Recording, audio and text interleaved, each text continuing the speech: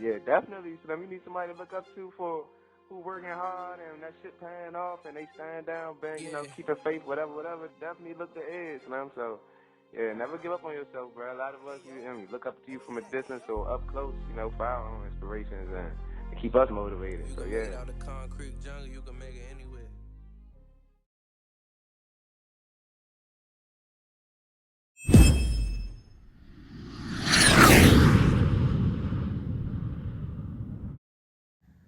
Welcome to the Dreams by Any Means Motivation Station. I'm your host, Ed Doxson. Today I have a very special guest here on the podcast. We talk a lot about networking here on the podcast. We talk about any means and hustle plus faith equaling success.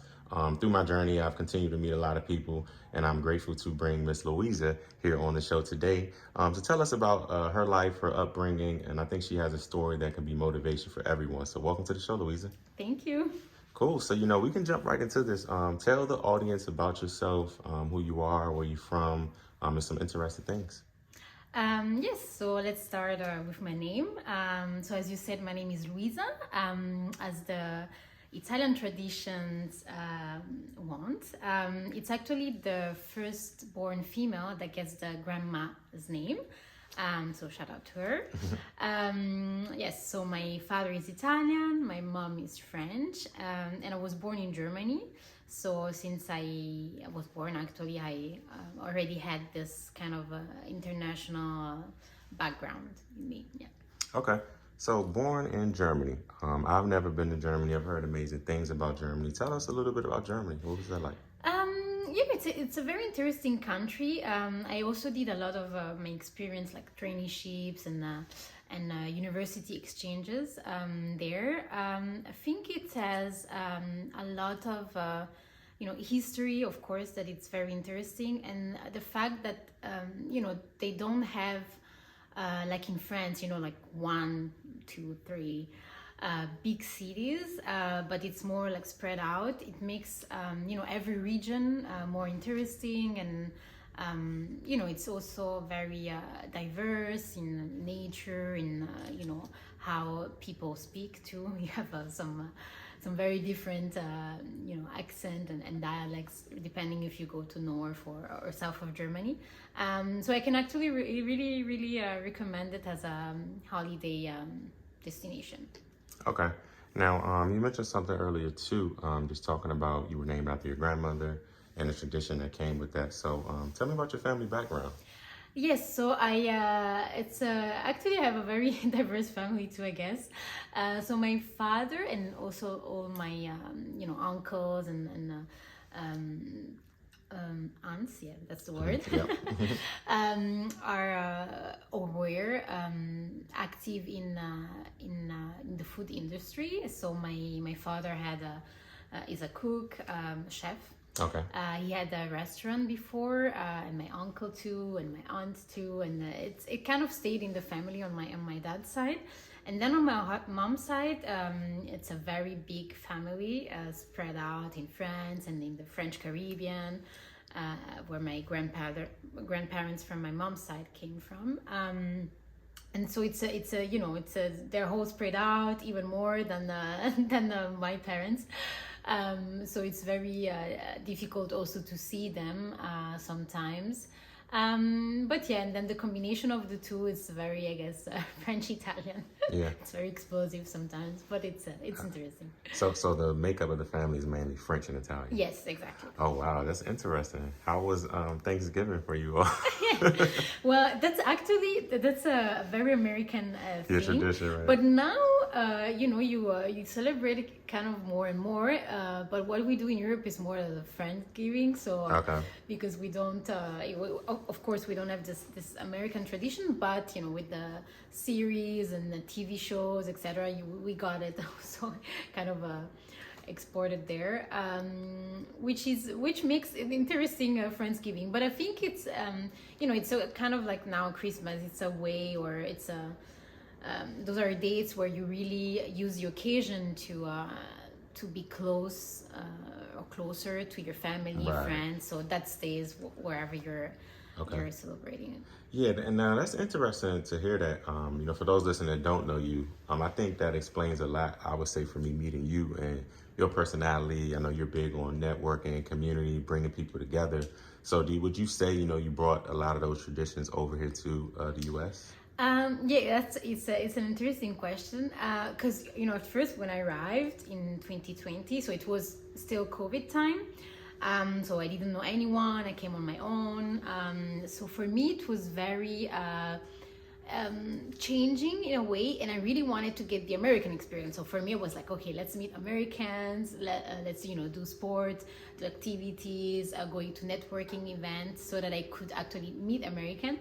And then I was like, okay, but Miami, it's really like you have people from all over the world. So you have people from Cuba, from Venezuela, from Colombia, Europeans also a lot. And in the end, wherever I would go, I had a lot of international people around me and less Americans. So I was like, oh my God, why? So I guess maybe without knowing it, that I was going to certain events or certain networking gatherings where people there were in a way international or well-traveled, or and that's why I guess at first I had a hard time to really engage with Americans, but definitely I think whenever you go,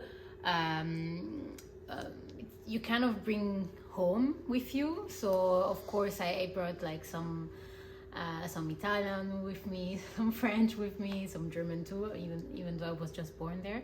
But I think the mix also, even in Miami, it's a mix of so many different cultures and also languages. I mean, you hear a lot of Spanish, you hear a lot of different Spanish too. Yeah, for sure. They're not the same accent, not the same pronunciation, etc. And that's what makes Miami interesting and very multicultural, and maybe it's the city of many say that it's the city of the future. So I think it's for a reason.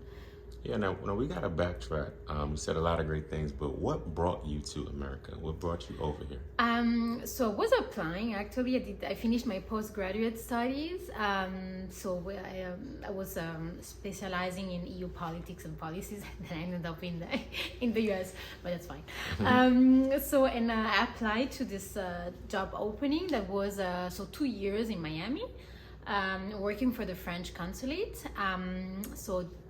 Diplomatic field, which is the field I really want to work, further work in. And I was like, you know what, why not? The job opening seemed very interesting for me, and then I thought, let's go. And I just applied, and I got lucky that I got accepted.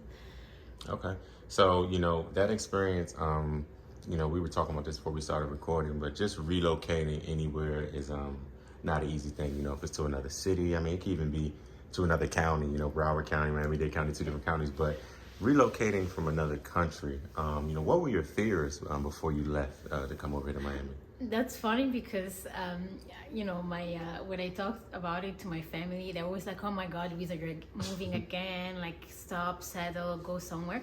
But the thing is, not a lot of people, like for me, it's really the contrary. I don't think I can live 30 years in the same place. There is this need to move, but not in a way that you really, of course, I don't like to move, like to carry all my things, and that, to do all the administrative, paperwork that goes with it. That of course nobody likes, I guess. But I was born in Germany, then I went to Italy, then I went to France, and for all my studies and all my professional experiences, summer job or internship, everything was an occasion to go abroad and discover something new.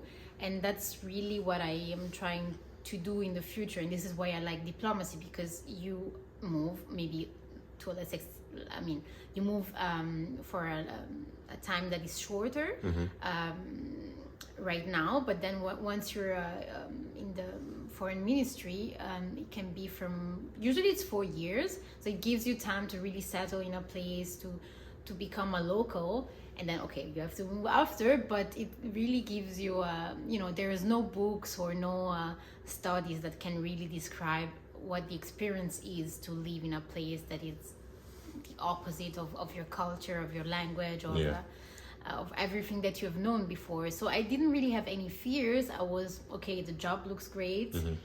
Miami, I really didn't expect to go to Miami, and the only place I've been before in the US was New York, which is very different. Right. But I was okay, let's go. I mean, it was not also a country that was, sometimes you if you work at the ministry, you get posted in places where there is a civil war or like climate emergencies, etc. So I mean, not that there aren't in Miami, but it was not a hard move, I would say. Yeah, absolutely. Now, you mentioned diplomacy.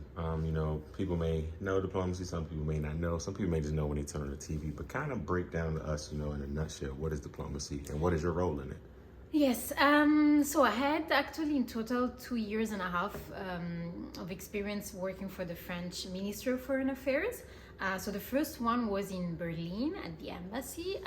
So it was a traineeship, so it was I had less responsibilities, but it was mainly to create contact with the French and the German, people, like talk to each other, create, events. Really cooperate, and I would say that is the most simple way to describe diplomacy. For me, it's really two countries that cooperate at different level. So of course you have the governmental level, and that is then public diplomacy, and then you work for ministry or for example for the European Union External Action Service, that is the equivalent of ministries of foreign affairs for countries, or your State Department, I guess, in the US.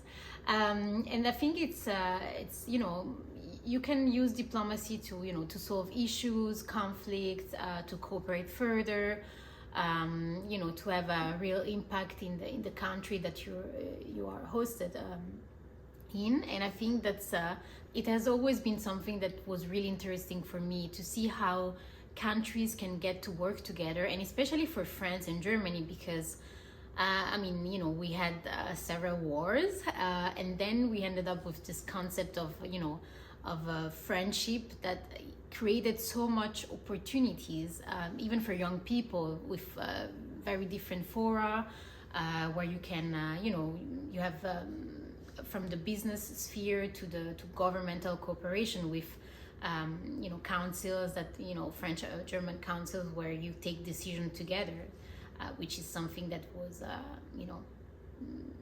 really unexpected and unforeseeable before. So okay, and what are some of the differences you've noticed between American politics and French, German, just other politics arenas you've been in?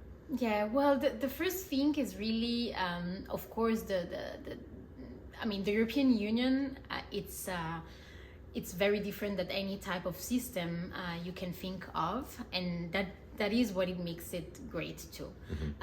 Of course, the US has a long story of of cooperating with other countries, and then that's the thing too. Now we have the European Union, so we have to cooperate also at that level, and taking a step behind. It was before, the United States and France were, as we say, the oldest allies. So I think now you have different path or levels of cooperation, which is great.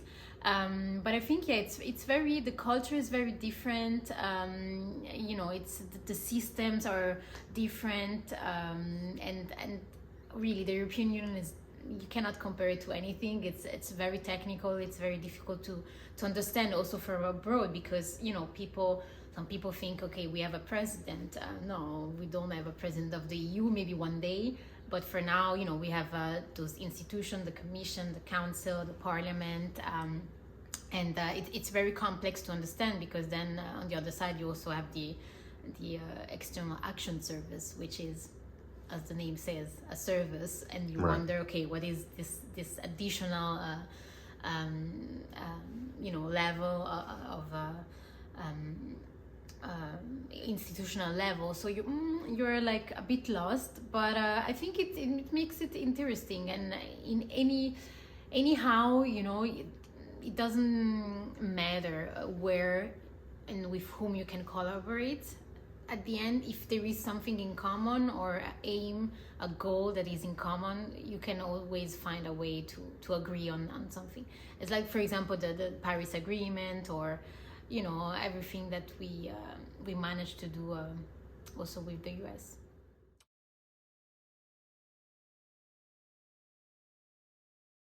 When I say dream big. Dreams by any means. When Quicksilver says it's official, it's believable in real life. DC got real spitters, and I'm on the forefront. Yeah, look. Do what you want when you really poppin'. I done did the